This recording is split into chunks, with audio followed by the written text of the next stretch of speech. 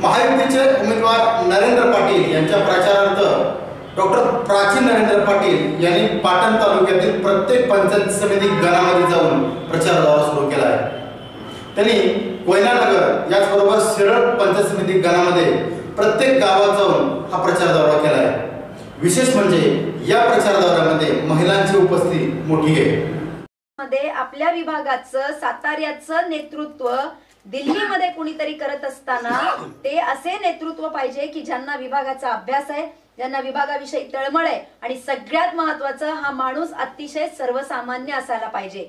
मी आता नरेंद्र पाटील साहेबांविषयी जे काही सांगितलं, हा माणूस हा माथाडी कामगार जो डोक्यावरती ओझी वाहतो अशा कामगारांचं नेतृत्व करतो। ह्या कामगारांचं घर कसं चालतं, त्यांचं कुटुंब कसं राहतं, त्यांच्या कुटुंबाची सोय, आज दवाखान्यासाठी सुद्धा माथाडी हॉस्पिटल आपली उभारली गेली। आपण इथे माथाडी कोणी आहे का? भरपूर मुलं आजच आमची इथे दुःखद घटना घडली ती सर दुधाचं त्या कार्यालयामध्ये माथाडी कामगार म्हणजे भरपूर आहेत या ठिकाणी आले। आपण जाणत असाल माथाडी कामगार हा असा वर्ग आहे आमचा की जो डोक्यावरती ओझी वाहत असताना स्वतःच्या कष्टाचं जीवन करत असताना ज्यांना अनेक अडचणी येतात, या अडचणींना मार्ग शोधत आज त्यांची संघटना मुंबईमध्ये उभी आहे आणि याचं कार्य सरचिटणीस म्हणून नरेंद्रजी पाहतायत।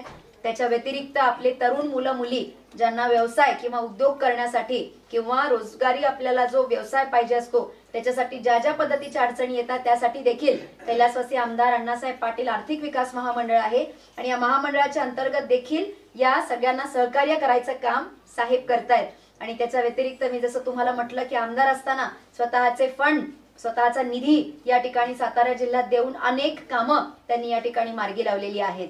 हा झाला त्याचा छोटासा परिचय। पण हा देत असताना जेव्हा सातारच्या जिल्ह्याचा अभ्यास केला गेला त्यावेळेस असं कळलं की आता या घडीला या माणसाशिवाय दुसरं कुणीही नाहीये की जे या साताऱ्याचं आपलं नेतृत्व इथं दिल्लीत करू शकतं। आणि म्हणून साठी ही उमेदवारी जी नरेंद्र पाटील साहेबांना आज त्या ठिकाणी दिली गेली आहे, या उमेदवारीवरती तुम्ही सगळ्यांनी शिक्कामोर्तब करून त्यांना खूप जास्त मतांनी निवडून देऊन खासदार म्हणून आपल्याला दिल्लीला पाठवायचंय, जेणेकरून दिल्लीत झालेले हात हे कुठेतरी आपल्या आमदार साहेबांना देखील बळकटी देतील आणि विभागाचा विकास हा कुठेतरी फार चांगल्या पद्धतीने त्या ठिकाणी होईल, एवढंच मला इथे सांगायचंय। आपल्याला 23 तारखेची आपल्या विभागाचं मतदान आहे। आता मतदान करत असताना आपण सगळे, मी एवढं सांगितलं, मी जसं म्हटलं की आपण त्यांना निवडून द्यायचंय, पण हे करत असताना आपलं मत, आपलं सहकार्य, आपली मदत, पण त्याहीपेक्षा महत्वाचं तुम्हाला मी एक सांगते की तिथं बटन दाबत असताना आपल्याला धनुष्यबाणाच्या चिन्हावरती बटन दाबायचंय। बटन असू शकतं किंवा उमेदवाराचा चेहरा, असं काहीतरी नवीन शासनाच्या नियमानुसार कदाचित तिथे चेहरा पण येऊ शकतो।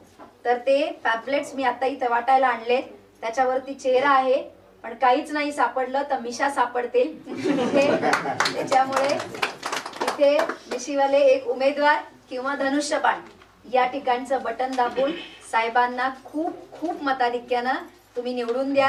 हे बघा, हे इथं वाटायला आणलेलं आहे आणि माथाडी कामगार आपले जर इथं असतील तर त्यांना काही वेगळी ओळख द्यायची मला गरज नाहीये।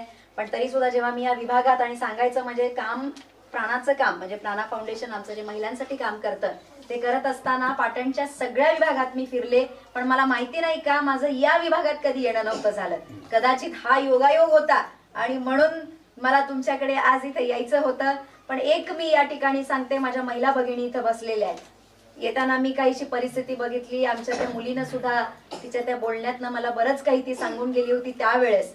हे तर आहेच, म्हणजे हे आपल्याला साध्य करायचंच आहे, पण त्याच्या पुढे जाऊन सांगते, इकडं महिलांसाठी सुद्धा मला जर काही करता आलं या विभागात, आमच्या शुभदा पाटील इथे आहेत, त्या आमच्या संचालिका आहेत, त्यांना मी आवर्जून इथं पाठवीन।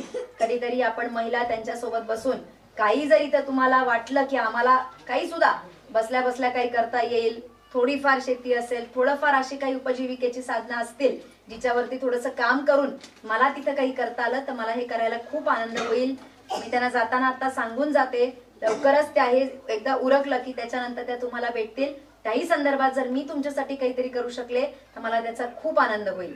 पुन्हा एकदा तुम्ही सगळ्यांनी मिशीवाले किंवा धनुष्यबाण या ठिकाणचं बटन दाबून साहेबांना खूप मतांनी निवडून देऊन त्यांना खासदार बनवून दिल्लीत पाठवत असताना साताऱ्याचा विकास आणि प्रगती हे एकच ध्यान लक्षात ठेवून मतदान करा.